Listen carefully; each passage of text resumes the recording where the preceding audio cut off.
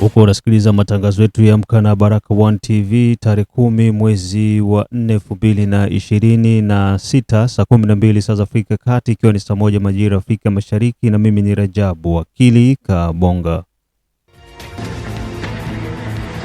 Ili kuanza kupata habari zetu za moto kila siku, tafadhali like pia subscribe Baraka One TV. Tuko pia Facebook pamoja na TikTok, like na follow page zetu, na hivyo utakuwa kwanza kupata habari zetu za moto kila wakati. Na kwanza ni muhtasari mwenyewe wa habari za moto. Uvira na Fizi, zaidi ya M23 260 wakimbia na kujisalimisha kwa FARDC ndani ya miezi miwili, huku hali ikizidi kuwa nzuri upande wa Kivu ya Kaskazini.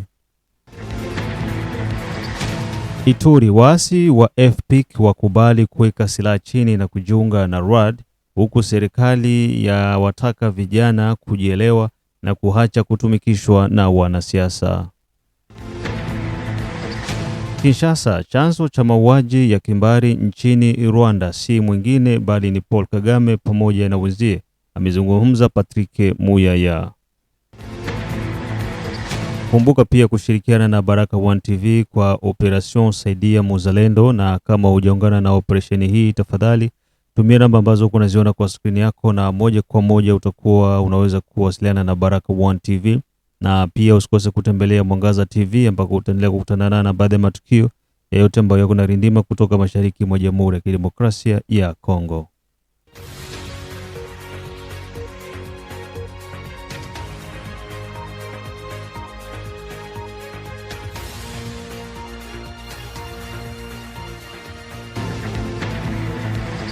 Tuanze na ripoti hizi kutoka jimboni Kivu ya Kusini, ambako zaidi ya M23 260 wakimbia upande wa magaidi na kujisalimisha, huku pia hali ya vita na upande mwingine pia wa Kivu ya Kaskazini hali inaonekana kuendelea kuwa shwari.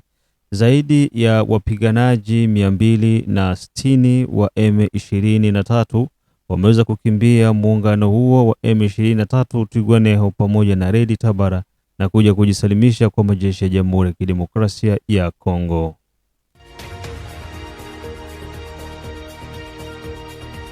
Kutokana na kikosi cha 34 cha kijeshi, majeshi ya Jamhuri ya Kidemokrasia ya Kongo jimboni Kivu ya Kusini umetoa taarifa hiyo kwa vyombo mbalimbali na vya habari na pia ripoti kuu kwa serikali ya Jamhuri ya Kidemokrasia ya Kongo. Miongoni mwa watu hao 260 wa M23 kuna maafisa wanne wa ngazi za juu kutoka nchini Rwanda, ambao wamoja walikamatwa na wengine pia walijisalimisha kuanzia Februari 2026 mpaka March 2026.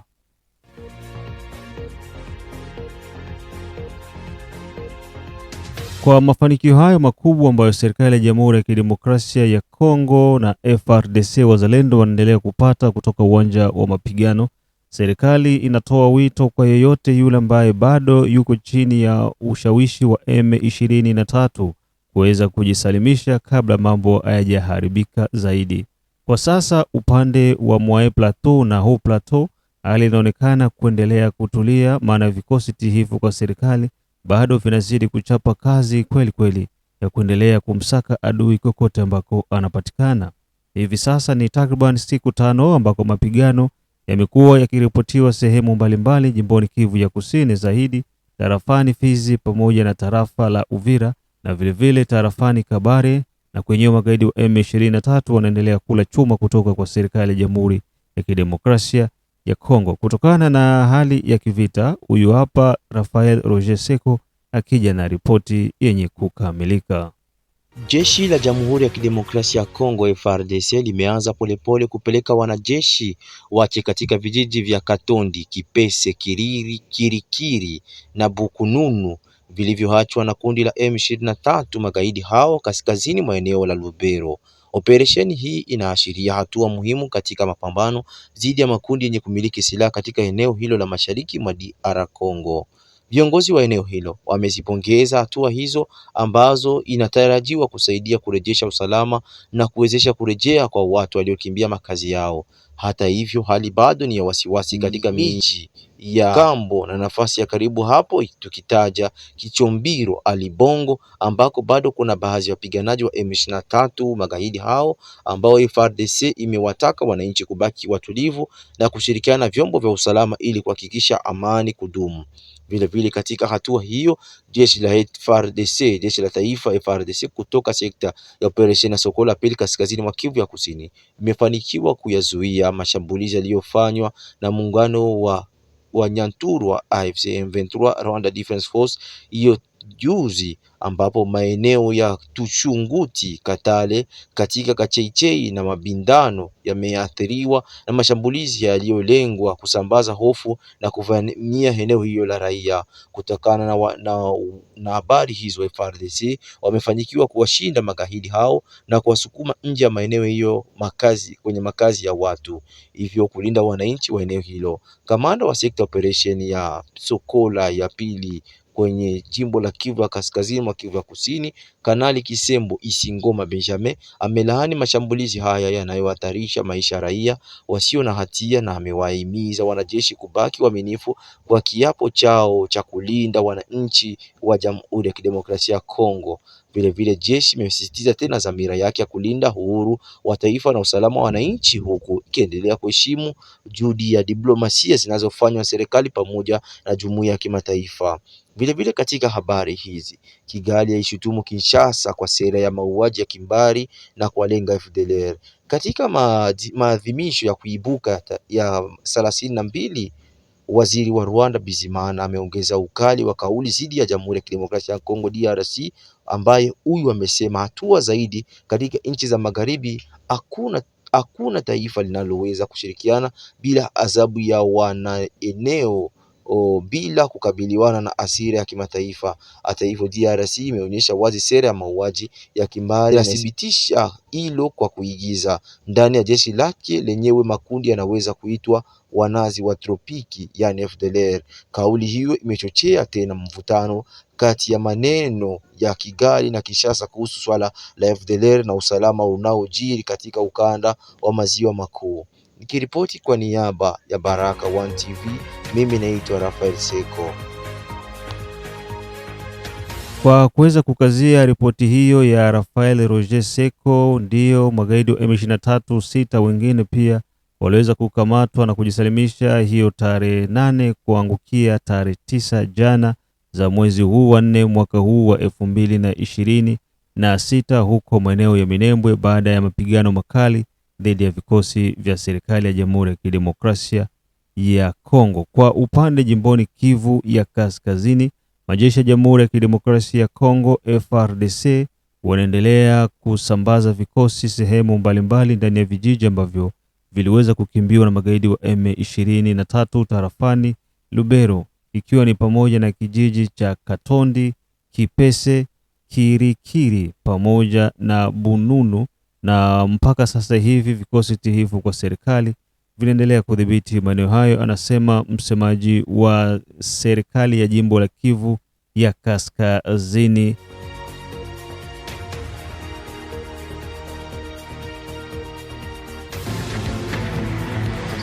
Na baada ya taarifa hizo kutoka jimboni Kivu ya Kusini na Kivu ya Kaskazini, tuingie moja kwa moja Ituri, ambako wahasi wa FPIC wakubali kuweka silaha chini na kujiunga na RAD. Zaidi ya wapiganaji 15,000 kutoka kwa muungano wa FPIC wamesema wako tayari kuweka silaha zao chini na hivyo kuweza kujiunga na kikosi cha RAD, ambacho kikosi hicho kiliweza kutengenezwa na serikali ya Jamhuri ya Kidemokrasia ya Kongo, ikiwa na maana ya kwamba Reserve Armée de la Défense. Kikosi hicho cha FPIC ambacho hapo awali kilikuwa kinafanya kazi kwa kupingana na serikali, huku kikiwa kinasababisha mauaji, uporaji na wizi sehemu mbalimbali huko maeneo ya mkoa wa Ituri kwenye tarafa mbalimbali, Njugu, Mombasa na tarafa zingine. Msemaji wa kikundi hicho amehakikishia jamii ya kitaifa kwamba kwa sasa wamechoka kuendelea kupingana na serikali na ni vyema kuweza kuungana sasa na serikali ili kuweza kutengeneza taifa lenye nguvu zaidi. Tukibaki tu huko huko mkoani Ituri, msemaji wa majeshi ya Jamhuri ya Kidemokrasia ya Kongo na pia msemaji wa serikali ya Ituri, Gilles Ngongo, ametoa tahadhari kwa vijana kuacha kutumika kisiasa kwa sababu kuendelea kutumika kwao kisiasa ni kuyumbisha tena mkoa wa Ituri uzidi kurudi nyuma. Wanasiasa wanatumia mbinu nyingi ili kujaribu kuyumbisha usalama ndani ya mkoa wa Ituri. Ametoa taarifa hizo kupitia redio ya taifa ya RTNC ya kijeshi huko mkoani Ituri. Bonsoir jeunesse et prix de paix. Baebaza kolanda biso. Toza ko beta lisusu sete en rapport avec situation sécuritaire na Mambasa. Ennemi na complicité na ye bazolinga bakomisa Mambasa un non-état pour continuer à piller le café, à piller le cacao et à exploiter l'or de l'Ituri en complicité avec les ennemis des Ituriens. Fort malheureusement, on cite un honorable député, Abdallah Penembaka Sakabintu. Sakabintu, en complicité avec son frère de la société civile, Bazali ko instrumentaliser la jeunesse, une partie à jeunesse, pour empêcher la MONUSCO à faire leur travail. Aux communauté internationale en témoin. Ce qui se prépare à Mambasa, ce qui se fait à Mambasa, c'est inacceptable. Et ça les crimes contre l'humanité. Lorsque la MONUSCO a koyan à Mambasa pour exécuter son mandat, mais un élu du peuple, topé sa qualité wan. Nande konaye à société civile, ba organiser ba jeunes, ba manipuler ba jeunes pour ba casser convoi ya MONUSCO, pour empêcher la MONUSCO d'exécuter son mandat. Ça c'est un crime contre l'humanité. Et toza ko prévenir yo monsieur Abdallah Penembaka, nande konaye à société civile, et nous prenons la communauté internationale en témoin. Vous voulez faire de Mambasa un non-État, ça ne passera pas. Comment vous pouvez vouloir empêcher la MONUSCO d'exécuter son mandat? Tout ça, c'est parce que vous avez peur. Parce que vous voulez créer les chaos. Vous voulez rendre Mambasa un non-État. Et on sait quand même tout de vous. Abdallah na batuno à société civile. Donc, bolinga contrôle te. Souvenez-vous, na histoire ya FFN. Lorsque Balinga Bassa la contrôle pour remettre de l'ordre, parce que l'État c'est de l'ordre, et on a cité les petits frères de Abdallah Penembaka dans cette histoire où il y a eu même le maître, justement pour éviter de contrôler, éviter de mettre de l'ordre. Et lorsqu'on voit la MONUSCO, pour elle, la MONUSCO devient gênant. Yango ozomona, tous ces gens-là, Abdallah Penembaka, na batunaye ya société civile, bazako organisé pour empêcher la MONUSCO d'exécuter son mandat. Et biso tozu communauté internationale témoin. Et l'effet d'empêcher la MONUSCO à être à côté des forces armées et à côté de la population pour la protection et la sécurité de la population conformément à leur mandat, c'est ça le crime contre l'humanité. Abdallah Penembaka Sakabintu, vous êtes prévenus. Continuez à instrumentaliser cette jeunesse contre la MONUSCO. Parce que contre les FARDC, vous avez déjà dit ça. Combien de fois vous avez démoralisé nos hommes, le militaire? Ça devient votre pain quotidien. C'est discréditer l'armée. C'est démoraliser l'armée. Et enfin, aujourd'hui, vous êtes dans une autre ligne. C'est quoi? Instrumentaliser le jeune et empêcher la MONUSCO à exécuter son mandat de protection et de sécuriser la population à côté des forces armées. Vous êtes prévenus. Et la communauté internationale, nous vous prenons en témoin. C'est toujours Abdallah. c'est toujours Abdallah Penembaka Saka Bintou. Et là, nous vous assurons que vous serez poursuivis. Donc, vous voulez vraiment que la MONUSCO et les forces armées abandonnent sa population. C'est ce que vous voulez parce que vous instrumentalisez la jeunesse et la société civile comme c'est votre frère pour empêcher la MONUSCO à faire son travail. Vous êtes prévenus.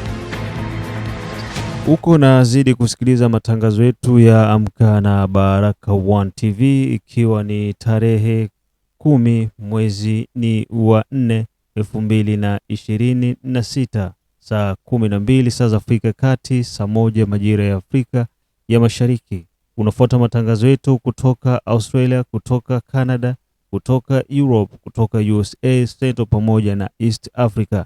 Kitaa iko nasikiliza Baraka One TV. Ejide Kizenga Tembele nasikiliza Baraka One TV. King Sele Kizabe Ayeba, Mashaka Ayamba, Dedone Butoto, Biondo Kilamba Mawe, mzee wa state ya Maine, Da Feza, Da Letitia, Da Asha, Da Arwin, Akisi Kandeke, Asimwe Baguma Samuel kutoka Czech Republic, Jacques Baguma wakiwa wanasikiliza Baraka One TV. Ramakei Afrika Kusini, Mohamed Papira Jabu, Asokolo Ayeba, Asani Ramadhan, wote hawa wanasikiliza Baraka One TV.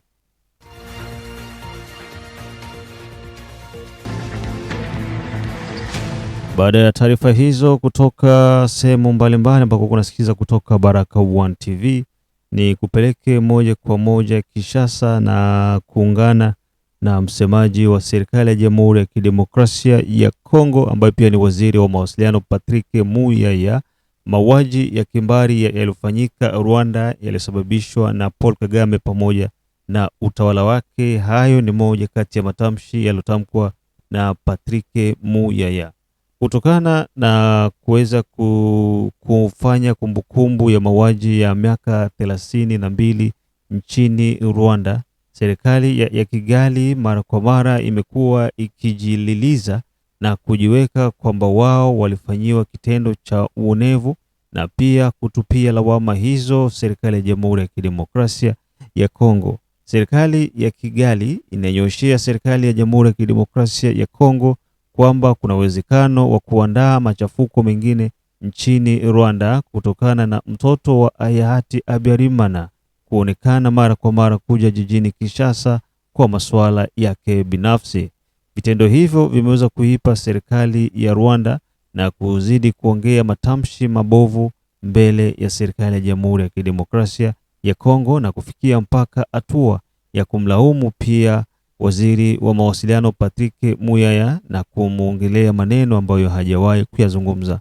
Kwa upande wa serikali ya Jamhuri ya Kidemokrasia ya Kongo na msemaji wake ambaye pia ni waziri wa mawasiliano bwana Patrick Muyaya aliweza kuonyesha wazi kwamba mauaji yaliyofanyika Rwanda sio kwamba ni Wahutu ama Watwa ndio waliosababisha, badala yake mauaji hayo yalisababishwa na serikali inayoongozwa na bwana Paul Kagame, maana ni wao ndio waliokuja kuanzisha vita nchini Rwanda. Na itakumbukwa ya kwamba ndege iliyokuwa inabeba marais wawili wa Rwanda pamoja na Burundi, Cyprien wa Burundi na Habyarimana wa Rwanda, ndege hiyo ilidunguliwa na vikosi kutoka kwa amri ya alikuwa mkuu wa vikosi hivyo bwana Generali Paul Kagame. Mengi na zaidi, huyu hapa msemaji wa serikali ya Jamhuri ya Kidemokrasia ya Kongo na waziri wa mawasiliano Patrick Muyaya. Avec l'histoire, c'est que nous constatons que la violence qui a commencé au Rwanda a été exportée en République démocratique du Congo, et ceux qui aujourd'hui se présentent en victimes, fort malheureusement, sont devenus les bourreaux en perpétuant cette culture de violence dans le Grand Lac. Les génocides, il a existé hier au Rwanda, mais les génocides en RDC s'est transformé, il a pris plusieurs formes, il s'est déroulé à plusieurs endroits. Souvenez-vous que nous parlons des millions de morts, et vous savez que dans cette stratégie des guerres recyclées par le Rwanda sous le prétexte d'éviter un autre génocide, c'est des génocides, des crimes de guerre, des massacres en tout genre qui sont commis aveuglément sur des populations innocentes qui n'ont rien fait, parce que la responsabilité de ceux qui ont été derrière les génocides rwandais, les responsabilités ont été établies, il y a eu un procès, il y a encore de pans entiers de l'histoire qu'il faut élucider sûrement, mais nous considérons que ceux qui ont connu un tel drame ne peuvent pas devenir aujourd'hui ceux qui perpétuent des tels drames.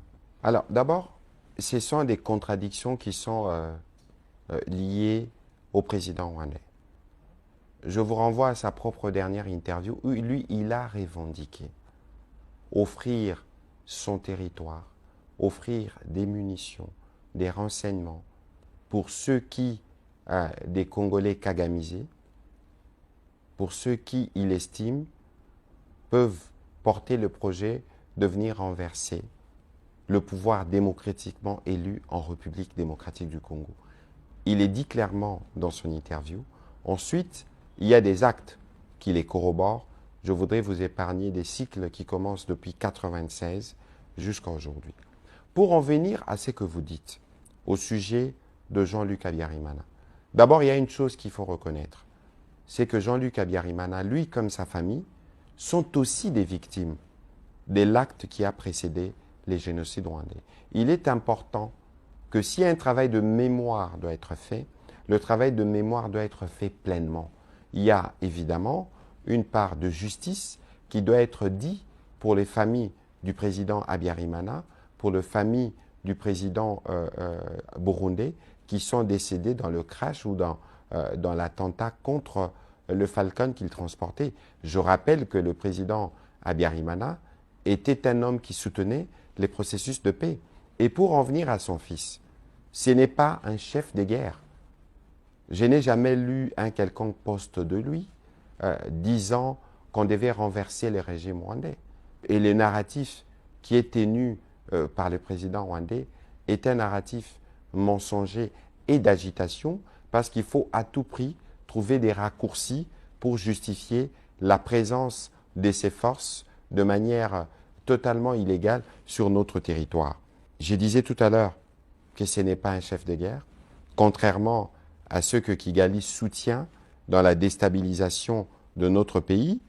Jean-Luc Abiyarimana est devenu un leader politique qui prône la paix et la réconciliation nationale. C'est cette question de la réconciliation que le président Kagame n'a pas réussi. Ce n'est pas parce qu'il a supprimé sur papier les tribus et les ethnies qu'il a réussi à relever ces défis de la réconciliation pour un pays qui a été tant marqué. Je rappelle que durant les génocides, ce n'est pas seulement les Tutsis qui ont été tués, des Hutus modérés ont aussi été tués, qui a un besoin que cette réconciliation puisse être faite. Et il ne peut pas, lui, de manière permanente, continuer à trouver en certains Rwandais, fut-il FDLR, un motif permanent pour continuer à perpétuer des massacres, y compris dans l'Est de la République démocratique du Congo. Le président rwandais, dans cette quête justement de construire un Rwanda réconcilié, devrait se remettre en question et comprendre que le choix qu'il a fait d'instaurer un régime de terreur et de répression contre toute velléité de contredire sa gestion du pays pose un problème. Au-delà du fait qu'il accueille les Congolais qui ne cachent pas leur intention belliqueuse d'attaquer les institutions démocratiquement élues, mais il maintient en son sein un régime de répression, un régime d'oppression qui étouffe toute forme de voix discordante. Que vous soyez opposant politique, que vous soyez artiste musicien, que vous soyez un quidam, le Rwandais ne vivent pas dans un espace de liberté. Au contraire, ils vivent dans un espace d'oppression. Et donc, il est clair qu'aujourd'hui, que pour nous, Kinshasa, nous avons fait le choix de la paix. Le président de la République l'a toujours dit, que nous n'avons pas de problème avec le peuple rwandais, parce que nous pensons que le Rwanda est un pays frère qui restera indéfiniment voisin de la RDC, et que nous ne pouvons pas perpétuer la culture de la violence telle que le président rwandais le fait, parce que ce n'est pas en s'aimant la violence qu'on peut récolter la paix. En s'aimant la violence, on ne peut récolter que la violence. Et nous sommes particulièrement engagés vers des dynamiques de paix. Et donc, le président rwandais ne devrait pas prendre panique. y compris dans nos amitiés, nous recevons de Français, nous recevons des Américains. Nous pouvons aussi avoir des amis rwandais avec qui nous pouvons discuter des questions de paix et de réconciliation nationale au Rwanda. Pourquoi ne les ferions-nous pas? Ce n'est pas parce que le président Kagame s'invente des adversaires, s'invente des chefs des guerres virtuels que nous devrons nous abstenir de l'idée de considérer que nous devons avoir des ponts avec les pays voisins, notamment le Rwanda, pourquoi pas à travers certains services. Na huo ndio utakuwa mwisho wa matangazo yetu ya asubuhi kupitia Amka na Baraka1 TV. Usikose kuendelea kushare, kusubscribe pamoja na kulike Baraka1 TV, na hivyo itakufanya uwe mtu wa kwanza kuwa unapata matangazo yetu kila kukicha. Na vile vile ungana na sisi kupitia Operation Saidia Muzalendo, kwa sababu wewe ndiye unaiwezesha swala hili liweze kukamilika. Na endapo utakuwa unasaidia wazalendo, basi jua kwamba unasaidia serikali ya Jamhuri ya Kidemokrasia ya Kongo. Tukutanane majira ya saa 6, pia tukutanane majira ya saa 9, na vile vile tukutanane majira ya saa 12 jioni. Na tunatoa pia pole kwa siku hizi 2-3 ambazo zimepita kutokuwa napata matangazo yetu ya mitazamo ya wananchi, maana wakati huo ndio waga tunasikiliza maoni mbalimbali ya wananchi na pia kuweza kuyafanya yasikike kwa level ya kimataifa. Bye bye.